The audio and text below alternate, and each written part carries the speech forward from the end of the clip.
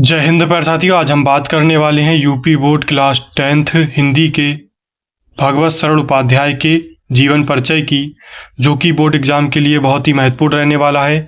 तो साथियों, वीडियो में अंत तक बने रहिए और अगर अभी तक आपने चैनल को सब्सक्राइब नहीं किया है तो चैनल को सब्सक्राइब कर लीजिए। तो चलिए शुरू करते हैं। भागवत सरल उपाध्याय का जन्म सन 1910 ईस्वी में बलिया जिले के उजियारपुर गांव में हुआ था। अर्थात भागवत सरल उपाध्याय का जन्म 1910 ईस्वी में बलिया जिले के उजियारपुर गांव में हुआ था।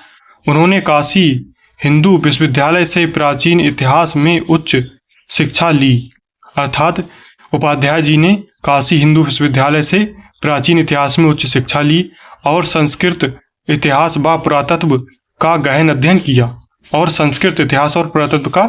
किया उपाध्याय जी ने भारतीय सभ्यता, संस्कृति, कला और साहित्य पर अनेक शोधपूर्ण लेख और ग्रंथ लिखे।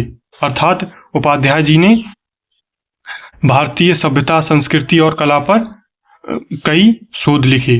फिर उसके बाद लिखेंगे, वे पुरातत्व विभाग तथा शैक्षिक संस्थानों से भी जुड़े रहे।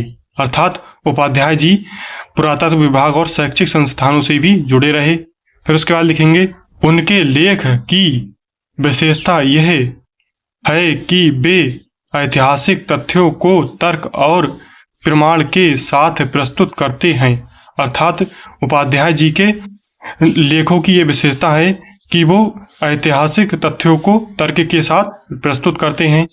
उनकी रचना में भारतीय संस्कृति का वैज्ञानिक और यथार्थ चित्रण मिलता है। अर्थात उनकी रचनाओं में भारतीय संस्कृति का वैज्ञानिक चित्रण मिलता है। फिर उसके बाद पैराग्राफ चेंज कर लेंगे और लिखेंगे, उनकी भाषा सरल, स्पष्ट और विचार प्रधान है। अर्थात उपाध्याय जी की भाषा सरल, स्पष्ट और विचार प्रधान है। वे कठिन विषयों को भी सहज ढंग से समझते हैं। अर्थात उपाध्याय जी कठिन विषयों को भी सहज ढंग से समझते हैं, जिससे विद्यार्थी आसानी से समझ सकें। उनकी प्रमुख रचनाओं में कालिदास का भारत की सांस्कृतिक कहानी आदि उल्लेखनीय हैं। अर्थात उनकी रचनाओं में कालिदास का भारत जैसी रचनाएं उल्लेखनीय हैं। उनका निधन 1982 में हुआ।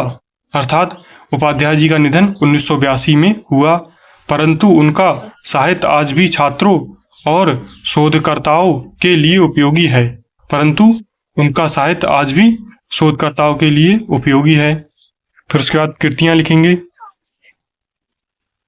कालिदास का भारत, कादम्बरी, ठूठा आम, सागर की लहरों पर आदि। धन्यवाद।